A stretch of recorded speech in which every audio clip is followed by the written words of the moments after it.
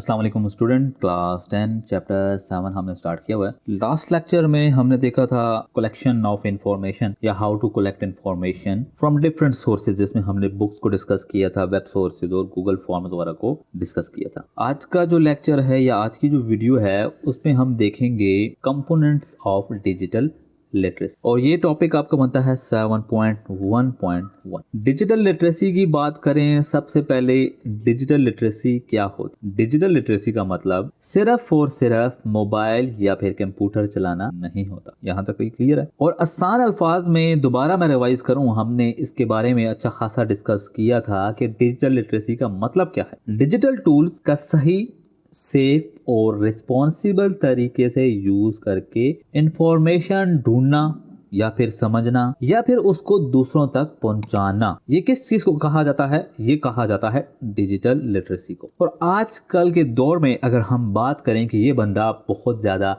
Digital literate है, मतलब digital literacy उसको आती है, तो उसका मतलब क्या होगा? उसका मतलब ये होगा कि वो बंदा इंटरनेट से सही इंफॉर्मेशन ढूंढ सकता है, टेक्नोलॉजी का सही यूज करता है, अपनी इंफॉर्मेशन सेफ रखता है और साथ साथ ऑनलाइन अच्छी कम्युनिकेशन कर लेता है या करता है। और इसी तरह डिजिटल लिटरेसी के कुछ इंपॉर्टेंट कंपोनेंट्स हैं।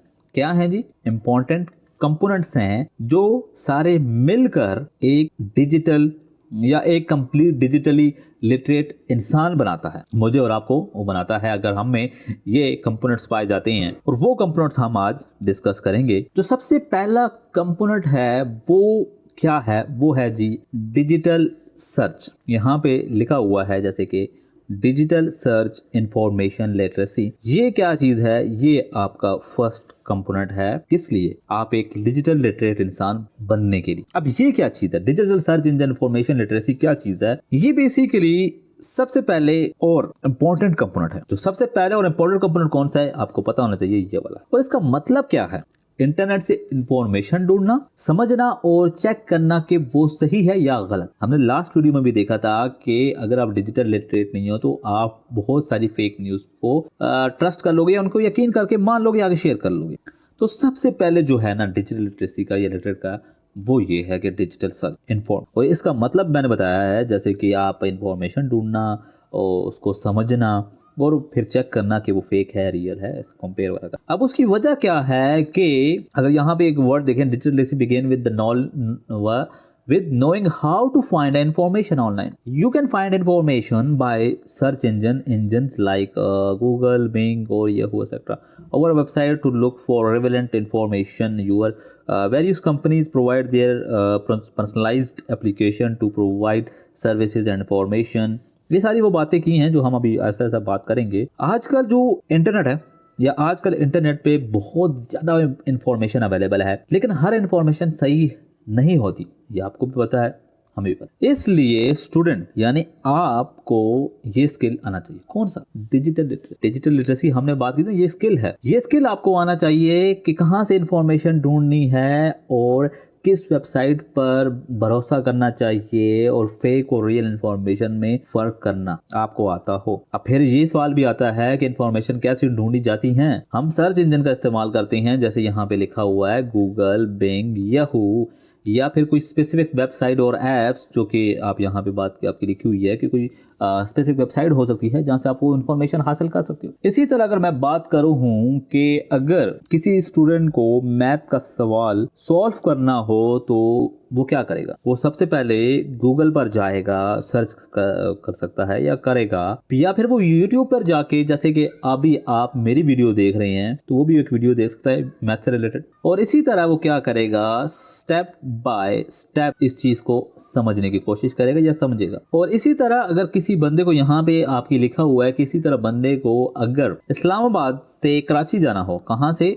इस्लामाबाद से जाना हो कराची की तरफ, तो सबसे पहले वो बस कंपनी को ट्रस्ट देखेगा कि कौन सी बस कंपनीज हैं जो मुझे कराची लेके जा सकती हैं, और उसको फिर देखेगा क्या वो स्केड्यूल पे हैं कि नहीं। स्केड्यूल मतलब कि उनकी टाइमिंग क्या है, किस वक्त बस जाती है। और फिर वो देखेगा क्या वो ऑनलाइन बुकिंग हो सकती है, जैसे कि यहाँ पे इजी पैसा, जैज़ कैश का मेंशन किया गया है कि वो ऑनलाइन देखेगा कि ऑनलाइन मैं पेमेंट कर सकता हूँ या टिकट बुक कर सकता हूँ कि नहीं। और इसी तरह फिर जब बुक कर सकता है तो कौन से प्लेटफॉर्म है, इजी पैसा के थ्रू या जैज़ के थ्रू, या उसको मैं पैसे भिजवा सकता हूँ कि नहीं। अब ये जो सारी चीजें हैं ये हर बंदा नहीं कर सकता, ये वही बंदा करेगा जो डिजिटल लिटरेसी या डिजिटल सर्च लिटरेसी उसके पास होगी, उसके पास ये वाला स्किल होगा। यहाँ तक क्लियर है?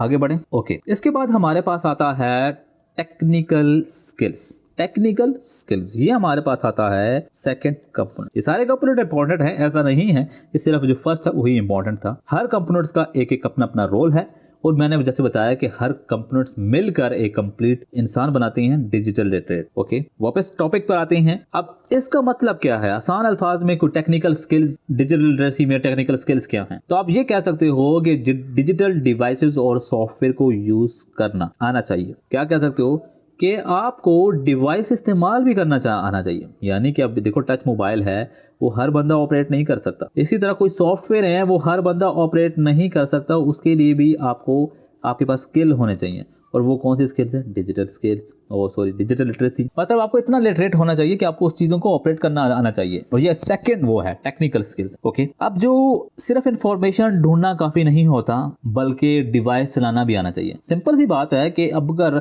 आप इंफॉर्मेशन ढूंढने लेके हो, आपको आता तो है इंफॉर्मेशन ढूंढना, मगर आपको कंप्यूटर या स्मार्टफोन ऑपरेट करना ही नहीं आता, तो how you can find the information? सवाल तो बनता है। अब सिंपल है इसका कि अब सिंपल यही कह सकते हैं कि टेक्निकल स्किल में क्या क्या आता है। कंप्यूटर और स्मार्टफोन का यूज करना, इंटरनेट पर आप सेफ तरीके से नेविगेट करना। यानी कि नेविगेट का मतलब ये है कि देखो, अगर आप देखो आजकल एक वेबसाइटें होती हैं, उस पर काफ़ी ज़्यादा एड्स दिखती हैं। जब आप क्लिक करते हो, शायद कुछ होता है बटन होता है रीड मोर, आप उसको क्लिक करते हो, वो आपको किसी और वेबसाइट पर ले जाता है और वहाँ पे रैंडम कुछ इन्फॉर्मेशन दिखाता है। तो वो तो आपको आपका टाइम कंज्यूम किया, मगर अब आपको इतना पता होना चाहिए कि ये जो बटन है ये एक तरह से फेक है, ये इसका क्लिक करने का मकसद नहीं है, यानी इसके पीछे कुछ नहीं होगा। ये कौन समझ सकता है? वही जिसको नॉलेज होगी। और इसी तरह अगर आपको नॉलेज है कि आप अपनी इंफॉर्मेशन शेयर नहीं करना चाहते, मतलब कौन सी इंफॉर्मेशन आप आगे शेयर कर सकते हैं और कौन सी शेयर नहीं कर सकते। आपकी कोई ऐसी वेबसाइट है जिस पे लिखा हो जी आप अपना ईमेल भी लिखें और अपना पासवर्ड भी लिखें। अब कुछ लोग तो दोनों लिख देते हैं, भाई जी जॉब मिल रही है और मुझसे वो ईमेल और पासवर्ड मांग रहा है तो मैं दे देता हूँ, हो सकता है मुझे जॉब मिल जाए, तो वो तो आपका अकाउंट हैक हो गया। और इसी तरह फिर जैसे कि हमने बात की टिकट बुक करने की, तो टिकट बुक तो आप कर लेंगे, चलो आपको डिवाइस चलाना भी आती है। अब आगे आपको इजी पैसा ही नहीं चलाना आता कि इजी पैसा पे पैसे सेंड कैसे करते हैं या बुकिंग कैसे करते हैं। तो ये क्या चीज़ हैं? ये टेक्निकल स्किल्स में आती हैं। और इस तरह से अगर हम बात करें, यहाँ पे देखो बात लिखी हुई है कि जूम इंस्टॉल करना। जूम क्या है? ये ऑनलाइन क्लासेस लेना। इसी तरह व्हाट्सएप यूज़ करना और फिर उस पर फाइलें भेजना, ये भी एक टेक्निकल स्किल है। ये नहीं कि आप बहुत बेसिक समझ रहे हो, बट ये भी एक टेक्निकल स्किल है। और आप इसके यहाँ पे देखें MS team to communicate with personal official contact to share. ये मतलब कि आप किसी से, जैसे हम वीडियो कॉल पे बात करते हैं या फाइल शेयर करते हो, तो ये सारी चीज़ आती हैं। उसके बाद आता है इसमें कुछ advance skill include use of word processing and presentation software to develop digital content to create vlog, web page, digital image. अच्छा, ये आप पढ़ने से तो आपको समझ आ गया होगा कि क्या कह रहे हैं। मतलब इसका ये है कि इसमें कुछ फिर एडवांस स्किल आते हैं, जैसे कि आप माइक्रोसॉफ्ट वर्ड जब उस पर टाइपिंग करते हो, कहीं कंपोज करते हो, या फिर प्रेजेंटेशन बनाते हो सॉफ्टवेयर, ठीक है जी, डेवलप करने के लिए समथिंग कुछ और, या फिर कुछ कंटेंट क्रिएट करते हो, वेब पेजेस बनाते हो, डिजिटल इमेजेस बनाते हो, और वीडियो और सोशल मीडिया मार्केटिंग और interaction to communicate digital information. ये किस में आते हैं? ये सारे डिजिटल एडवांस स्किल्स में आते हैं। बेसिकली तो आपको वो सॉफ्टवेयर या तो फिर वो कुछ क्रिएट करना है, कुछ ऑपरेट करना है, समथिंग क्रिएट बनाना है टेक्नोलॉजी को यूज़ करके, आता तो टेक्निकल स्किल्स में है। ये समझने एक बेसिक स्किल्स हैं और ये क्या हैं? ये एडवांस स्किल्स हैं। एडवांस स्किल में किसी चीज़ को ऑपरेट करना, मतलब जो है, अब वीडियो एडिटिंग है वो हर बंदे के नहीं स्किल नहीं है। आपको हो सकता है बेसिक आती हो, मगर कुछ एडवांस लेवल पे भी एडिटिंग होती है जो शायद आप और मैं नहीं कर सकते। और इसी तरह आप टेक्निकल स्किल के बिना आजकल के दौर में जॉब पर आपको बहुत सी मुश्किलात आती हैं। स्टूडेंट लाइफ में तो आपको प्रॉब्लम नहीं आ सकती, मगर जब आप जॉब करते हो या प्रोफेशनल लाइफ में जाते हो तो वहाँ पर आपको फिर ये टेक्निकल स्किल्स की रिक्वायरमेंट की ज़रूरत पड़ती है। और आप फिर दोबारा से कहीं ना कहीं ट्यूटोरियल देख रहे होते हो, कहीं ना कहीं से इन्फॉर्मेशन गेन कर रहे होते हो उस चीज़ को समझने के लिए। उसके बाद थर्ड इंपॉर्टेंट कंपोनेंट है वो है कम्युनिकेशन। इसी तरह डिजिटल लिटरेसी का जो एक अहम या एक बहुत इंपॉर्टेंट ऑब्जेक्टिव है कम्युनिकेशन। सिंपली कम्युनिकेशन का मतलब होता है जो इन्फॉर्मेशन हमने कलेक्ट की है उसे सही तरीके से दूसरों तक पहुंचाना। बात समझ आ रही है? अगर आप जो इन्फॉर्मेशन अभी आप जमा कर ली, देखो पहले हमने फर्स्ट में हमने क्या किया, गैदर इन्फॉर्मेशन यानी सर्च के बारे में कर ली। उसके बाद हमने क्या कर दिया कि आपको स्किल इतने स्किल आने चाहिए कि आप चीज़ों को ऑपरेट कर सको। समझ गए ना बात। अब ऑपरेट तो करना आगे, अब आपका दूसरा काम है कम्युनिकेशन, मतलब कि आपने जो इन्फॉर्मेशन गैदर की है उसको आगे शेयर भी करना आता हो। अब आप कहोगे ठीक है, अब डिजिटल कम्युनिकेशन का मतलब सिर्फ ये नहीं होता कि आजकल के दो हम कहते हैं डिजिटल कम्युनिकेशन, तो सिर्फ ये नहीं है कि आप जो है ना सेंडिंग ईमेल्स वगैरह कर सकते हैं या तो फिर जो है मैसेजेस वगैरह कर सकते हो। सिर्फ ये चीजें नहीं होती, मतलब मैसेज पे आप व्हाट्सअप कर रहे हो ना, डिजिटल कम्युनिकेशन, ये सिर्फ डिजिटल कम्युनिकेशन में नहीं आता। अब आप कहोगे कि फिर क्या होता है। देखो जो डिजिटल कम्युनिकेशन है ना, उसके कुछ रूल्स हैं। रूल्स क्या हैं कि आप क्लियर होने चाहिए। आप क्या होने चाहिए, आपका बिहेवियर या समथिंग आपने क्लियर होना है, आपने रिस्पेक्टफुल रहना है।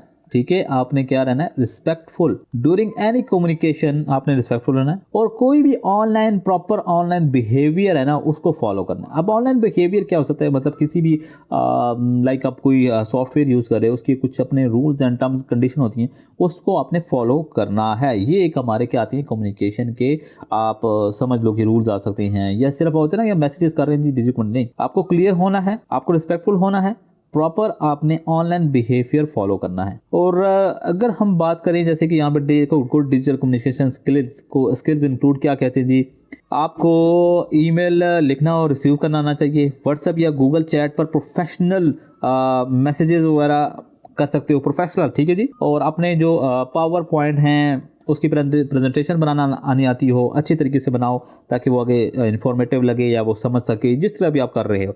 और आपकी जो भी इमेजेस वगैरह हैं और वीडियो हैं उनको आप प्रॉपर एक मैसेज के जरिए से डिलीवर, मतलब एक अगर आपने वीडियो बनाई है और उसमें प्रॉपर एक मैसेज डिलीवर हो। जैसे अगर मैं एक वीडियो बना रहा हूँ तो मेरी कोशिश होती है कि आपको इसी वीडियो या इसी लेक्चर के बाद दूसरी वीडियो देखने की जरूरत ना पड़े। अब मैं भी आपके साथ इन्फॉर्मेशन शेयर कर रहा हूँ ना, अब अगर बात करूँ तो देखो मैंने कहीं से इन्फॉर्मेशन गेन की, फिर उसको मैंने देखो टेक्निकल स्किल लगाई, मैंने अपने स्किल्स के मुताबिक इसको रिकॉर्ड किया, उसको एडिट कर रहा हूँ, सब कुछ कर रहा हूँ, अब आगे मैं शेयर कर रहा हूँ। अब मैंने कम्युनिकेशन के लिए क्या करना है कि उसको इतना बेहतरीन बनाना है, क्लियर होना चाहिए कि आगे वो इन्फॉर्मेटिव हो। बात समझ आ रही है ना। यही नहीं कि मैं बस आ गया हूँ जी वैसे ही बैठ गया और मुझे पता ही नहीं है कि क्या बात करनी है और क्या नहीं करना, तो ये कम्युनिकेशन के बिहेवियर नहीं है। आप कुछ समझ आ रही है डिजिटल कम्युनिकेशन। इसी तरह यहाँ पे गूगल फॉरम के बारे में भी बात की गई है, गूगल फॉरम, गूगल शीट्स के बारे में बात की गई है। गूगल फॉरम जैसे आपको पता होगा, अगर नहीं है तो आप सिंपली गूगल फॉरम सर्च लिखना तो आपके पास आ जाएगा। इसमें बेसिकली क्या होता है, डिजिटल कम्युनिकेशन का ये बहुत अच्छा टूल है, आप इसको इस तरह से समझ लें, ठीक है। और इसमें ना स्मॉल स्केल डाटा कलेक्शन की हो जाती है। आपने एक छोटे पैमाने पे अगर किसी को लाइक अगर आपने ना अपने स्कूल का यानी या तो आप क्लास के स्टूडेंट कितने, लाइक 30 स्टूडेंट होंगे, उनसे कुछ डाटा कलेक्ट करना है, तो डाटा कलेक्ट करने के लिए क्या होगा, आप एक गूगल फॉर्म बना लें और वो सारा लिंक क्या होगा, आप सब लिंक जो है वो अपने फ्रेंड के साथ शेयर कर दें, स्टूडेंट अपने जो आपके क्या है आपके दोस्त वगैरह क्या कहते हैं उसको, बाकी स्टूडेंट के साथ शेयर कर दें। बाकी स्टूडेंट का शेयर करेंगे तो वहाँ पे आप हो सकता है वो इवेंट बेस्ड रजिस्ट्रेशन हो, यानी कि अगर जी हमारा इवेंट है, अगर किसी ने रजिस्टर करना है तो अपना फ़ोन नंबर दे दे, की कोई फॉर्म बना होता है ना। इसी तरह ये आप किसी से फीडबैक ले सकते हैं, जी कल वो जो सेमिनार हुआ था तो उसके बारे में आप क्या कहते हैं। इसी तरह या फिर कर सकते हो अपना क्विज वगैरह क्रिएट कर सकते हो या पोल क्रिएट कर सकते हो, जी कोई फैसला करवाना है तो गूगल फॉर्म में करें। तो ये छोटे छोटे जो मकसद होते हैं उसके लिए यूज़ होता है। और इसी तरह टीचर भी जो है गूगल फॉर्म यूज़ कर सकता है, MCQs करवा सकती हैं, अटेंडेंस ले सकते हैं, ओपिनियन या फीडबैक हासिल कर सकते हैं, मतलब डिफरेंट पर्पज़ है। ये अब डिपेंड करता है कि आप किस तरह से उसको यूज़ करते हो, समझ गए हो। उसके बाद नंबर 4 है कोलैबोरेशन, कोलैब करना किसी बंदे के साथ। अगर मैं सिंपल कहूँ तो मिलकर काम करना, चाहे लोग दूर दूर क्यों ना हो। आपको समझ आ गई ना। अक्सर आपने सुना होगा कि फलाने यूट्यूबर ने दूसरे यूट्यूबर के साथ कोलैब कर लिया। कोलैब का मतलब यही होता है कि हम मिलकर वीडियो बनाएंगे, हम मिलकर इस टॉपिक पर बात करेंगे, हम मिलेंगे तो हम वो करेंगे, कोई इवेंट करेंगे, तो ये क्या है, कोलैबोरेशन। और इसी तरह डिजिटल टूल्स जो हैं, डिजिटल टूल्स, इन्होंने कोलैबोरेशन बहुत इजी कर दी है। अगर डिजिटल कोलैबोरेशन की बात करें, डिजिटल डिवाइसेस की बात करें, जैसे कि ये देखो जूम पर आप ऑनलाइन मीटिंग्स कर सकते हो, व्हाट्सएप पर ग्रुप डिस्कशन कर सकते हो, गूगल चैट्स या गूगल डॉक्यूमेंट शीट स्लाइड्स पर आप मिलकर काम कर सकते हो। ऐसी बहुत सी चीज़ें हैं। इसी तरह आप फेसबुक है, यूट्यूब है, आप ऑन लिंक्डइन है, जैसे प्लेटफॉर्म पर भी आप इंटरेक्शन हासिल कर सकते हो या इंटरेक्ट हो सकते हो। और अगर हम इसी की बात करें तो टीचर और स्टूडेंट की एग्जांपल लेते हैं। तो टीचर और स्टूडेंट एक ही गूगल डॉक्यूमेंट पे यानी एक ही डॉक्यूमेंट पर मिलकर काम कर सकती हैं और वो देख सकते हैं कि रियल टाइम में मैडम ने क्या चेंज किया है, उसके अंदर क्या अमेंडमेंट की है। तो रियल टाइम मतलब कि वो उधर चेंज करे और आपको फ़ौरन नज़र आ जाए। इसी तरह आप आइडियाज़ शेयर कर सकते हैं डॉक्यूमेंट्स के जरिए या किसी तरीके से भी आप शेयर कर सकते हो। तो ये क्या है, ये कोलैबोरेशन है। आपने टीचर और स्टूडेंट के दरमियान में कोलैब हो रहा है या कोई जूम पर कोई आप कोलैब कर रहे हो या आप व्हाट्सएप ग्रुप में कोई डिस्कशन कर रहे हो, तो ये कोलैबोरेशन है ना। तो जैसे मैंने बताया कोलैब का करने का क्या होता है, मिलकर काम करना, चाहे लोग कितने दूर हों, आजकल कोई फर्क नहीं पड़ता। क्यों, ये आप यहाँ पे देखें ना, क्रॉस डिस्टेंस वाला लिखा हुआ है। तो ये जो डिजिटल टूल्स हैं इन्होंने कोलैबोरेशन बहुत ईजी कर दिया है। इसमें तो और मुझे नहीं लगता कुछ चीज़ बताने की ज़रूरत है, आपको अच्छे खासा पता है इसके बारे में। सो लेट्स डिस्कस अबाउट या वी स्टडी क्या कहते हैं इसको, कि हम करते हैं पांचवा नंबर पर क्या है, डिजिटल कंटेंट क्रिएशन। अब डिजिटल लिटरेसी का जो फाइनल रिजल्ट होता है डिजिटल कंटेंट क्रिएशन का। डिजिटल कंटेंट क्रिएशन का जैसे मैं अभी क्रिएट कर रहा हूँ, और मैंने पहले भी कहा था कि जैसे मैं इन्फॉर्मेशन अगर गैदर कर रहा हूँ तो टूल इस्तेमाल करके उसको फिर आगे जो शेयर करने से पहले उसको इतने इन्फॉर्मेटिव बनाऊँ कि ताकि दूसरी वीडियो आपको देखने ना पड़े। तो सेम इसका यही मतलब है, इंफॉर्मेशन को यूजफुल और अट्रैक्टिव डिजिटल फॉर्म में बनाना। और डिजिटल कंटेंट बहुत सारे डिफरेंट तरीके से होते हैं। यहाँ पे देखो other form of digital content कैसे करते हैं। अब वीडियोस हैं, आपके इंटरेक्टिव स्टोरीज हैं, ऑनलाइन ट्यूटोरियल्स हैं, वेबिनार्स हैं, ऑडियो बुक्स हैं, ब्लॉग पोस्ट हैं, इन्फोग्राफिक्स हैं, एनिमेशन है, क्विज है, सिमुलेशन, मतलब कि बहुत कुछ है। आप अगर पोस्टर बना रहे हो, फेसबुक पोस्ट है, यूट्यूब वीडियोस है, प्रेजेंटेशन, ये सारी चीज़ें किस में आती हैं, डिजिटल कंटेंट क्रिएशन। आपको पता ही होगा डिजिटल कंटेंट में आती हैं ये सारी चीज़ें। तो यहाँ पे वो सारी लिखी हुई हैं। और आज का स्टूडेंट सिर्फ कंज्यूमर नहीं होता बल्कि कंटेंट क्रिएटर भी होता है। देखा होगा कि आप खुद टिकटॉक पर वीडियोस बना रहे होगे, मतलब आप सिर्फ कंज्यूम नहीं करते, आप साथ में कुछ क्रिएट भी करते हो। समझ रही ना बात। तो आजकल हर कोई डिजिटल कंटेंट क्रिएटर है। अगर अब डिजिटल कंटेंट क्रिएटर बनने के लिए भी आपको पहले वो चार क्या कहते हैं स्टेजेस या कंपोनेंट्स को फॉलो करना होगा, तब आप इस चीज़ पे पहुंचोगे। आपको इतना नॉलेज है कि भाई कैसे ऑपरेट करती हैं, आपके पास, आप इन्फॉर्मेशन गैदर करोगे तो आप उसकी टॉपिक पे वीडियो बनाओगे या कंटेंट क्रिएट करोगे, आप उस टूल को इस्तेमाल करोगे, टेक्निकल स्किल्स लगाओगे। तो ये क्या चीज़ें आती हैं, ये आती हैं कंपोनेंट। उसके बाद हमारे पास आता है एक छठा स्किल, वो लास्ट था मगर छठा एक समझे कि ये एक बात करते तो आपको समझ आ जाएगा कि कैसे। अब इसके नाम से पता चल रहा है एथिक्स एंड रिस्पॉन्सिबिलिटी। और ये क्या है जी, सबसे ज्यादा सेंसिटिव है। अब सेंसिटिव है और ये इंपॉर्टेंट भी है। अगर ये चीज आपके अंदर नहीं होगी, तो ये स्किल नहीं होगा, तो आपके लिए काफी प्रॉब्लम क्रिएट हो सकती है। अब ये क्या बात हुआ, आप कैसे करते प्रॉब्लम कैसे। पहले जरा सुनो कि इंटरनेट की ना कोई बाउंड्री नहीं है। बाउंड्री का मतलब ये है हर एज का बंदा यूज कर रहा है, हर एज का बंदा यूज कर रहा है, हर कल्चर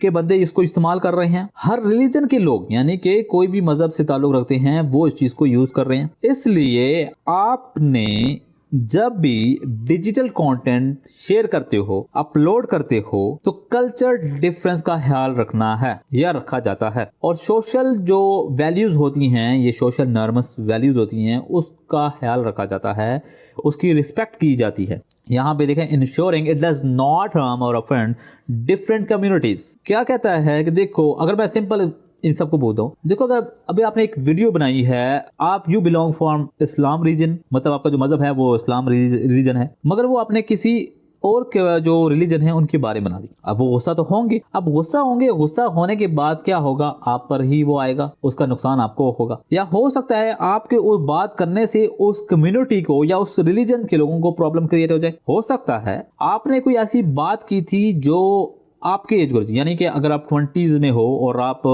नहीं, अगर आप 15 में हो और आप 20s, ये जो बात की है ये इसमें तो चल जाती है, मगर इससे लाइक कोई 30 वाला सुन रहा है तो उसको तो ये कंफर्टेबल नहीं करेगा या उसको अच्छी नहीं लगेगी। तो आपने क्या करना होता है, आपके अंदर इतनी रिस्पॉन्सिबिलिटी, आपके पास इतने एथिक्स होने चाहिए, इतने मैनर्स होने चाहिए कि आप ना, सिंपल फिर कर लेता हूं कि आप जब भी ना किसी का मजाक नहीं उड़ाना या गलत या फेक इन्फॉर्मेशन शेयर नहीं करना जिससे आप गवर्नमेंट भी आपके खिलाफ हो सकती है या कोई कम्युनिटी का नुकसान हो जाता है, जैसे मैंने बात की। और किसी के बिलीफ को हर्ट नहीं करना। बात समझ आ रही है। ये बहुत से आजकल ये चीजें होती हैं, ये इतना ज्यादा डीपली नॉलेज गेन करने वाली चीज नहीं है, ये तो आपको पता ही होगा। बहरहाल एक अच्छा डिजिटल लिटरेट पर्सन या इंसान वही होता है जो टेक्नोलॉजी को पावर समझकर रिस्पॉन्सिबली यूज करता है। अब अब पावर समझकर रिस्पॉन्सिबिलिटी या रिस्पॉन्सिबली यूज करने का मतलब ये है कि आपको पता है कि टेक्नोलॉजी एक पावर है, मगर आपने टेक्नोलॉजी को गलत नहीं यूज करना, किसी के अगेंस्ट नहीं यूज करना, उसको हमेशा अपने फायदे के लिए और दूसरे को फायदे देने के लिए यूज करना है। अगर आप यूज करते भी हो तो आपने एथिक्स और अपनी जो आपकी रिस्पॉन्सिबिलिटी बनती है उसको मद्देनजर रखते हुए यूज करना है। अगर मैं दोबारा दोहराता हूं तो डिजिटल लिटरेसी सिर्फ टेक्नोलॉजी यूज करना नहीं, बल्कि सही इंफॉर्मेशन ढूंढना, टेक्नोलॉजी को समझना, अच्छे तरीके से कम्युनिकेट करना, मिलकर काम करना और एथिक्स फॉलो करना होता है या होते हैं। और ये स्किल्स अब भी आपको फ्यूचर के लिए रेडी कर रहे हैं। अगर आपके अंदर ये क्वालिटीज बिल्ड होती हैं तो ये फ्यूचर में आपके लिए फायदेमंद होंगी और हो सकती हैं। यहाँ तक कोई कंफ्यूजन हो तो आप मुझसे पूछ सकते हो कमेंट के थ्रू। काफ़ी टाइम हो गया था हमने वीडियोस नहीं बनाई, मैं कुछ बिजी था। बहरहाल हम अब दोबारा इंशाल्लाह कंटिन्यू होंगे। थैंक यू वक्त देने के लिए।